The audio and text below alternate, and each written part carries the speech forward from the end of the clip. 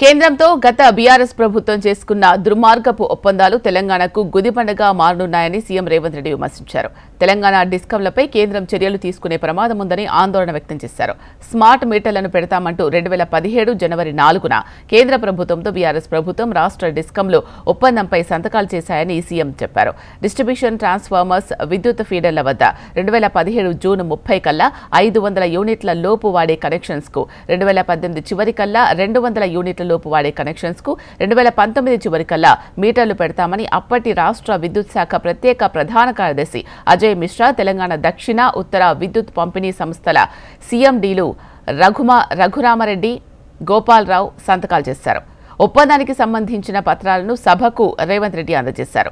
గతంలో బీఆర్ఎస్ ప్రభుత్వం smart meters పెడతామని ఒప్పందం చేసుకున్న పత్రాలను తెప్పించామన్నారు. ఇందులో 2 డిస్కంల సీఎండీలు చేసిన సంతకాలతో వివరాలన్నీ స్పష్టంగా ఉన్నాయి. వారు చేసుకున్న ఒప్పందం బయటపడినందుకు సభకు క్షమాపణ చెబుతారని ఊహిస్తే మళ్లీ తప్పుదోవ పట్టించేందుకు ప్రయత్నిస్తున్నారు అన్నారు.